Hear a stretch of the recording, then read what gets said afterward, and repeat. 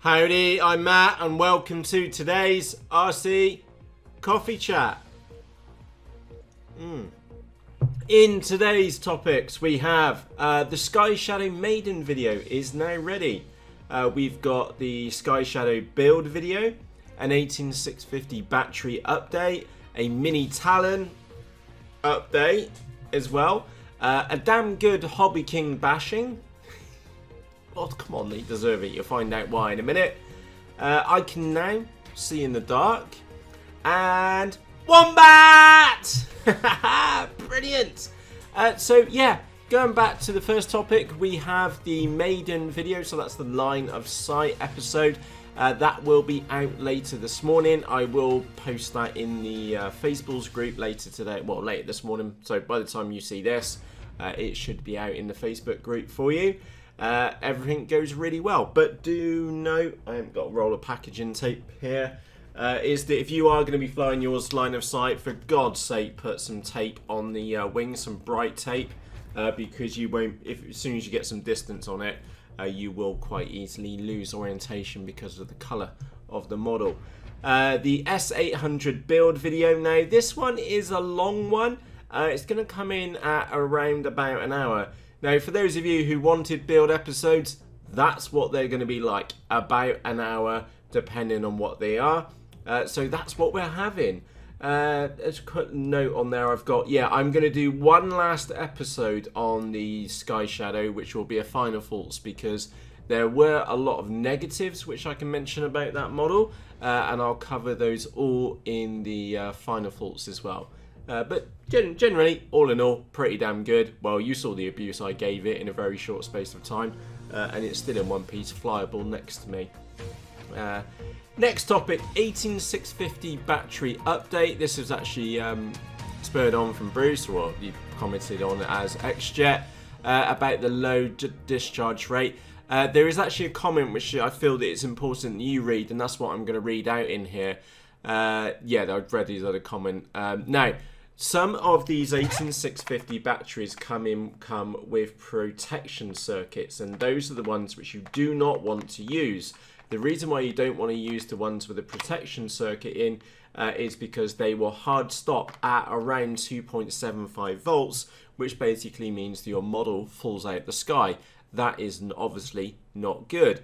Also, excuse me, is that you need to change your ESC to either nickel metal hydride or NiCad on the settings. And the reason for that is that you also don't want your ESC to freak out and cut dead short, thinking your battery's flat, maybe at say 3.5 volts, when in reality that you can go down much further, down to say 2.7 or worst case 2.5. And also a daft one, do check that your RC gear will also work down to 7.5 volts. Now, most RC gear will quite happily run on that, but if you've got other video transmitters, maybe you're in the United States, you're using 1.3 kit, for example, make sure that your video and RC gear can handle basically a 2S battery, and not a 2S battery which is charged, a flat 2S battery. So at or around 7.5 volts. So do double check that, and yeah, you can read the comments on the screen. So do, and I'll put a link to that, well, yesterday's coffee chat in the video description for you too. Right, on to the mini Talon. Now, she really has started to grow on me now. The more I've worked on her, the more I actually think, well, my first impressions were that she was butt ugly. But we could never argue with what she flew like in the sky. And I've seen Dave's fly around loads. Absolute stonking model. And the more that I've worked on her, the more I've been and liked her and grown to love the little model. And I'm really pleased with the silver top side. Still pure white underneath. Yeah, I do like what I've done now with the wings on top. We've got the Eagle Tree Vector inside. I've got a little pan tilt server on the front, which I can't use because I don't have an S-bus to PWM converter, because in the transmitter, the receiver which is in the wing, I've only got 4 cables running through, so positive, negative, S-bus, and what do we call it, RSSI, and it is an L9R, so we don't have the well, I could do, but I'm not going to do it because they've all been beautifully laminated in, whichever side it is, that side there. They've all been beautifully laminated in, so I'm not going to cut it out now. I'd rather just run a splitter lead and do it that way, so we can get the pan servo working on the front. Got the, again, I've seen other people doing setups of these. Again, maximum separation for receiver and video transmitter. I've seen people put their receivers and stuff up here, like above the motor and above your ESC. Never did sit right with me, so I've gone for maximum separation for all 4 components. Video transmitter, motor and ESC. We do have a strobe up there. You can see that working in the Facebook group. Stupidly bright. L9R on the left wing, GPS on the front, and camera and FPV camera set up in the nose. I did put the multi-star, what was it, 5200 4S battery in here yesterday. You really got to jam it up the nose to make a nose heavy. Again, I will run my nose heavy. I've seen every issue which I've seen with the mini Talon around launch pretty much gets around. It needs to be more nose heavier than what the CG marking is. I can't remember who I picked that one up from. And as soon as we do that, it does seem to fly much better. Will launch a lot easier, because if you don't launch this model straight, flat, so don't point it in the air, it has to be launched straight like that, it will stall on you. So yeah, there she is. Can't wait to get the maiden and done for that one. The vector's all set up. Big hat tip to Dave, Dave Pennock. Yeah, I'm sure you've seen me mention him a few other times on in the RC coffee chats. And Dave just nudged me through the correct setup for the vector, because trying to get the VTEL and whatnot working was kind of peculiar, because that's the very first VTEL model I've had. And yeah, turned out to be pretty straightforward in the end. Well, it took me 3 attempts to get the vector, to get all the surfaces moving correctly. But yeah, that's happy days. And yeah, like I said, I take my words back. I did say she was butt ugly to begin with. And now that she's here and finished and ready to fly, I kind of like it. I kind of like it. In fact, I really like it a lot. So she has been nicknamed the Silver Surfer. Big hat tip to Jamie for that one. And that strobe on the top, I covered those strobes in a much earlier coffee chat. Stupidly bright. Absolutely stupidly bright. Now, next topic is time for a HobbyKing bashing. So yesterday in their 12 days of fail, they released a new model, which was the Avius Riffraff 99 Fury Racer. Does look pretty cool. To be fair, it's a nice warbird design. Might have already been a warbird. Sorry, I'm not really into aviation, like history and stuff. It's got a funky design on it. Not bad at $80. But for fuck's sake, what's going on? Right, so the model costs £64 and 1p. Cheapest shipping option is £60.96, almost like the same price as the model. Now, my point, what have I got so I stay objective on this one, right? So £64 and 1p for a model, then another £61 for shipping, okay? Look, well, number one, right, you knew or had a fair idea that you were going to run the 12 days of Christmas sometime in July. That's what most companies plan for their Christmas trading period, in July, or maybe a little bit later, depending upon your circumstances. So why wasn't this model available, and the other models as well? Because this isn't the first time you've done it. It was done on some of the other ones as well. So 12 days of fail, playing for the Christmas tree. Let me go down like that one there, that Delta Skyrocket. Okay. How come it wasn't in any of the other warehouses? So complete lack of pre-planning, stupidly ridiculous postage, and HobbyKing, we all know that China exports or China postage is heavily subsidised, and there's no way in hell that costs £60 to ship that product. What the fuck? And no apologies for swearing, and I did warn you that it would be a HobbyKing bashing, because it's just silly. Absolutely silly. So let's go and get rid of that and move on to a more cheerier topic. I can now see in the dark. That, get that on the camera, would be, I hope I got the right one, RunCam Night Eagle. So, damn you, Bruce, for flying that quad in that darkness. I saw you fly through those trees and I just hit pause and went off and bought one. They look absolutely fantastic, so I can't wait to give that one a punt. I really can. So it's still sealed in the box. I'll do an unboxing of that at some point. Also, Banggood came good. Remember the RunCam Hour Plus? I'll just put that on the camera as well. They came good. The one which was faulty, that is the replacement. So it took a couple of weeks for the replacement to get sent out, but no real hassles at all. Just made a video and did it. Oh, and I also bought myself, yeah, this one was quite a while. The other ones were pretty speedy, to be fair, but this one took ages. That is a RunCam Swift. I do use the RunCam Swift in the Hornet FPV wing. Brilliant little camera. And that's why I've bought another one. I bought that one absolutely ages ago. So that was definitely on the slow boat from China. So I do have a couple of FPV cameras in here. And the reason for that is, well, I've got the little mini Hornet FPV wing to finish off, the one which we've seen a couple of coffee chats ago. And then don't forget, I've got 4 other models here. We've got the WOMBAT, we've got the Twin Zoo, we've got the 48, and we've also got the FG36 race wing. So some of those models don't really lend themselves to having like FPV cameras transplanted one to another. But I am going to have to stop doing that now because I've got too many RunCams here, and I want to stop buying them, in short, because it's just getting silly. But they are absolutely bloody fantastic cameras, hence why I've got them. Anyway, RunCam Night Eagle looks really cool. We'll give it a whirl. And the last topic of the day would be WOMBAT! Now I need to go and get some photos out for you because I was playing with it yesterday, just trying to get the pieces put together. So there she is.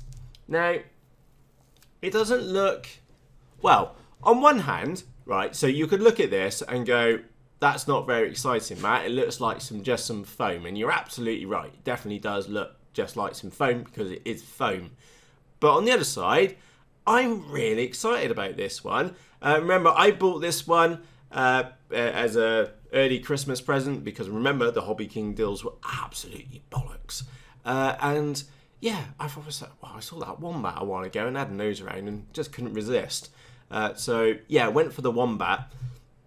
So right now it looks, well, she's a bit naked, to be honest, in pieces. But I also know that this thing is going to be absolutely skits in the sky. Bonkers skits. Now, I did have quite a few questions just around the build process for Team Legit. And again, do note this was a new model, which they've only just recently launched. So we were missing instructions, etc., etc. So what I did last night, I spoke to Johnny over at Team Legit. He added me into a group on Facebook. Big hat tip to everybody who helped me out last night.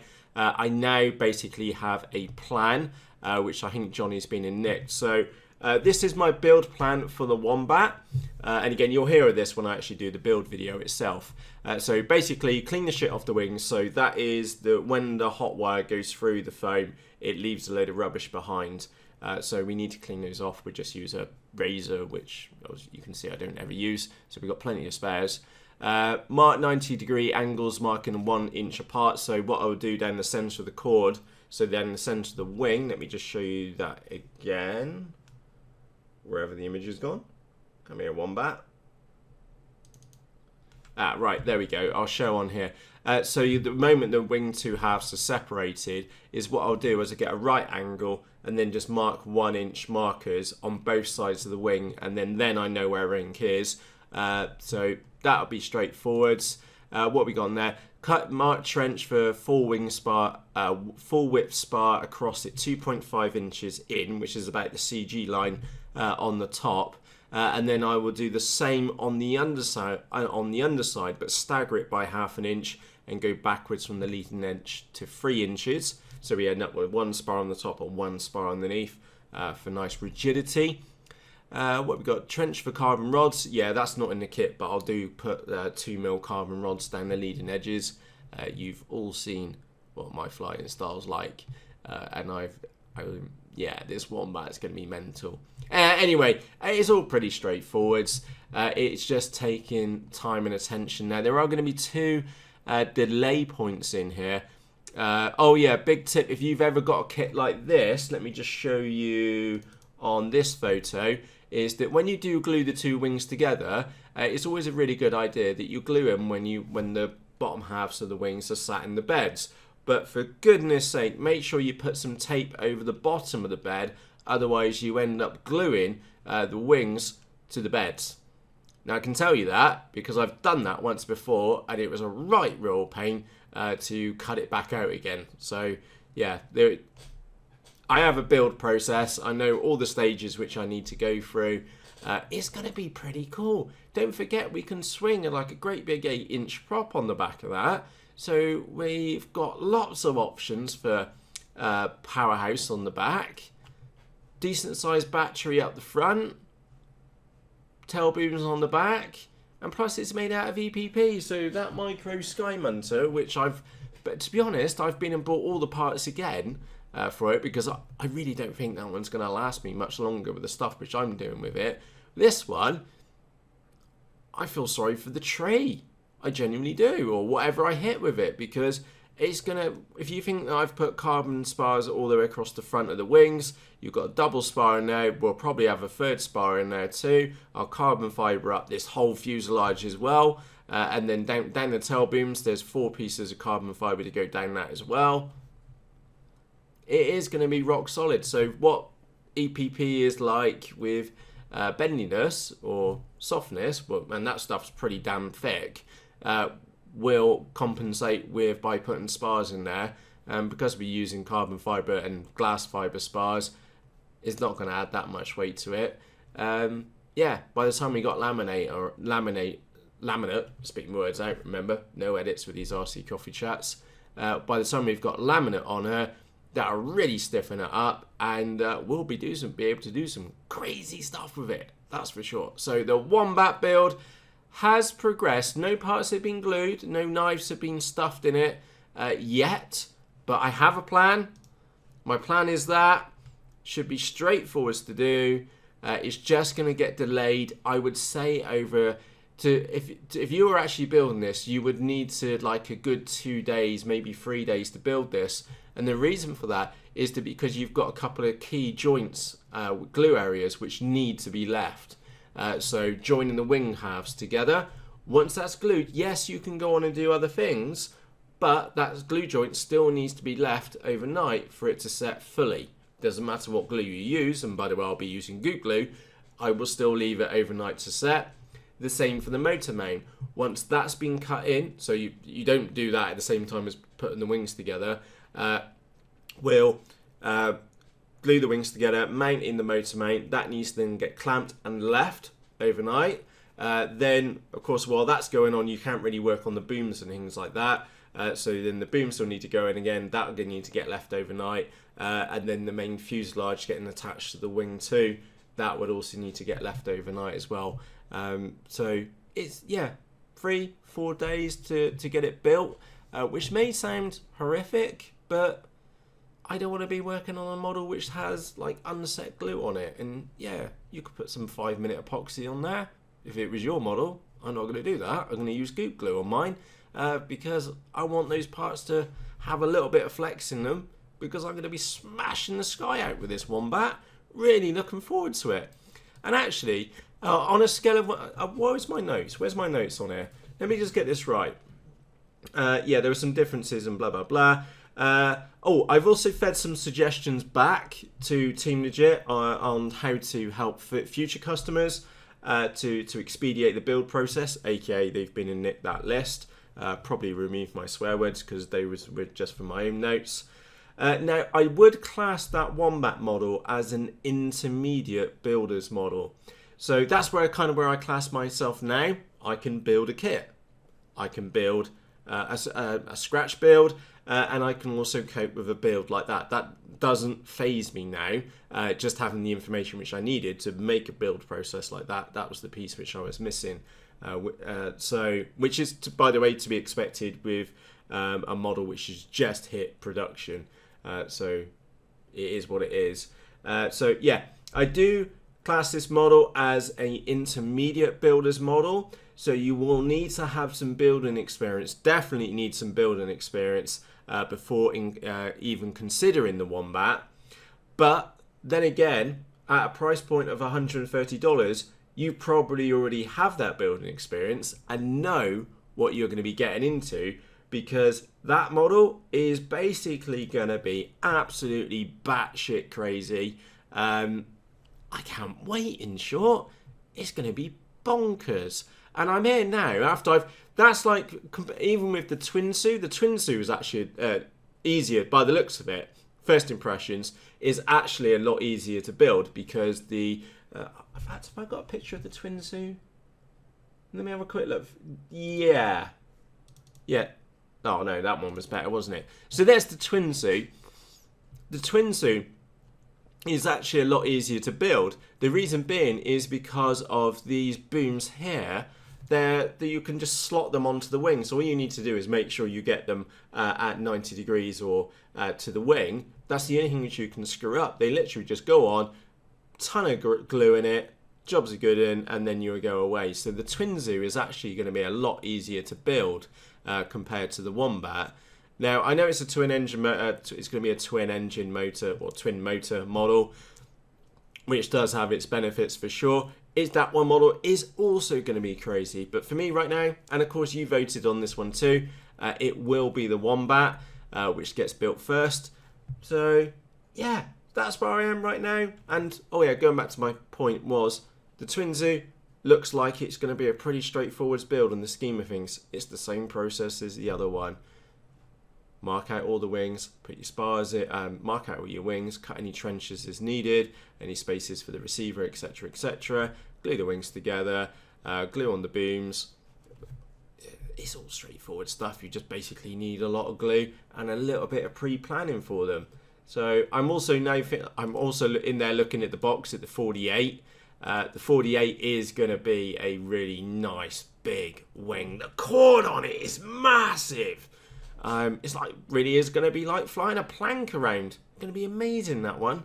So anyway, I've talked too much. Let me just quickly recap the topics for today. The Sky Shadow Maiden video will be out later today. There is a build video which I'm working on at the moment. I'm about 17 minutes in. The actual video is about an hour long. So I'll just chip away at that one over the next day or two. We'll get that one out. And also note, I will do one final episode on the Sky Shadow as a final thought, and I will highlight all the negatives, and of course there's a couple of good points to it as well. One of them, you're able to fly into a tree and it will survive. We had the 18650 battery update, so that was yesterday, RC Coffee Chat. That was RC Coffee Chat 82. Look out for the comments on the 18650 batteries. The mini Talon, which, like I said, she really has started to grow on me. I do kind of like it. So I would like to apologise and say that I was wrong first time around for calling that butt ugly. The more I've worked on it, the more I like it. So I'm very happy with that one right now. We've got a maiden this week. Fingers crossed the weather stays good. HobbyKing bashing. Why would you do that? Just complete lack of planning. Anyway, no apologies for the language which I used in there. It really did annoy me. And I'm sure it probably annoyed you too. So, hey ho. And then we have the RunCam Night Eagle as well. We're going to give that a punt. And yes, I did see your comment on Facebook. You know exactly who you are. And I will wire up black to black and red to red this time. Damn you. By the way, those of you who don't know what I'm talking about, I had a RunCam Eagle on Friday about 2 weeks ago. No, about a week ago. Not impressed with myself for doing that, so I will spend extra attention. And when I was building that one, I was extremely paranoid over wiring because I don't ever want to do that again. We had the RunCam replacement RunCam Owl Plus turn up. We also had a RunCam Swift as well. By the way, if you are wondering what the difference between a Swift and an Owl is, in short, the Swift is a fantastic little camera. Great in normal daylight conditions. Okay, that's probably the best way of explaining it. But we are in winter here in the United Kingdom, and the RunCam Owl shines beyond belief on the colour saturation and its ability to cope with very low level or low light conditions. Absolutely brilliant. And then I bought an Eagle because frankly I wanted a RunCam Eagle a while back, which is now on the Phantom, by the way. And that one, you can fly straight into bright sunshine, not an issue at all. Very, very cool. So on that note, from myself, Matt, thank you ever so much for taking the time to watch today's RC Coffee Chat. Slightly longer episode than normal. I'll do my best to keep tomorrow one short. So on that note, from myself, Matt, thank you ever so much for watching. Have a fantastic day. And if you're out flying today, happy days. Chuck a battery in for me because I think it's a bit 50-50 if I'm going out, if I'm honest. And on that note, I really am going now. Cheerios!